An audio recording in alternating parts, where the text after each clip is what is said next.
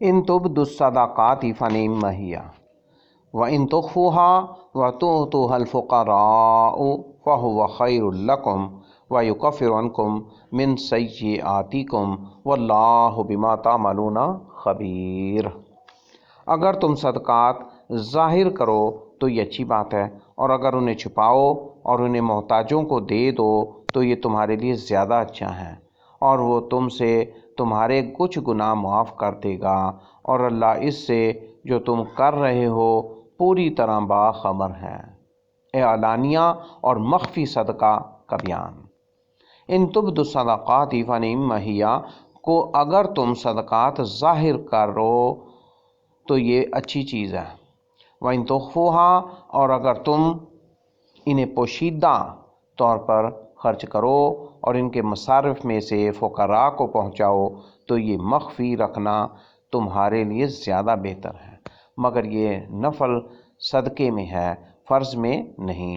فرض صدقے کو پوشیدہ رکھنے کی کوئی فضیلت نہیں، بلکہ یہ بھی کہا جاتا ہے کہ اسے ظاہر کر کے دینا افضل ہے۔ وَيُكَفِّرُ عَنْكُم مِّن سَيِّئَاتِكُمْ اور وہ تم سے تمہارے کچھ گناہ معاف کر دے گا۔ یعنی پوشیدہ اور اعلانیہ صدقے کے ذریعے۔ صحیحین میں سیدنا ابو ہریرہ سے روایت ہے کہ نبی صلی اللہ علیہ وسلم نے فرمایا، سبعۃ یظلهم اللہ فی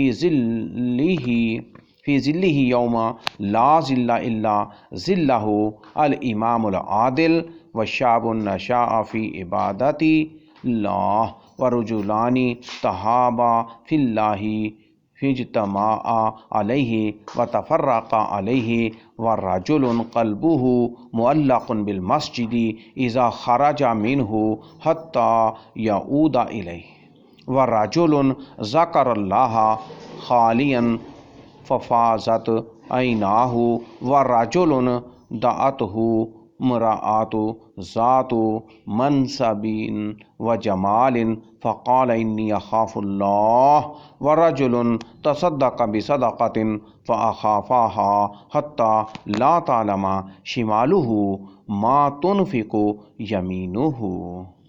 صحیح البخاری۔ الاذان من جلس فی المسجد ینتظر الصلاۃ، حدیث نمبر 660۔ مسلم شریف حدیث نمبر 1031۔ 7 قسم کے لوگوں کو اللہ تعالیٰ اپنے سایہ میں جگہ عطا فرمائے گا جس دن اس کے سایہ کے سوا اور کوئی سایہ نہ ہوگا۔ عادل حکمران، وہ نوجوان جس نے اپنی جوانی اللہ کی عبادت میں گزاری، اور وہ 2 لوگ جو اللہ کے لیے آپس میں محبت رکھیں، اسی پر جمع ہوں اور اسی پر جدا ہوں۔ وہ شخص جس کا دل مسجد میں لگا رہے جانے سے لے کر آنے تک، وہ شخص جس نے خلوت میں اللہ کا ذکر کیا اور رو پڑا، وہ شخص جسے کوئی منصب و جمال والی عورت بدکاری کی طرف بلائے مگر وہ کہہ دے میں تو اللہ سے ڈرتا ہوں، اور وہ شخص جو صدقے کو اس قدر چھپا کر دیتا ہے کہ بائیں ہاتھ کو دائیں ہاتھ کے خرچ تک کی خبر نہ ہو۔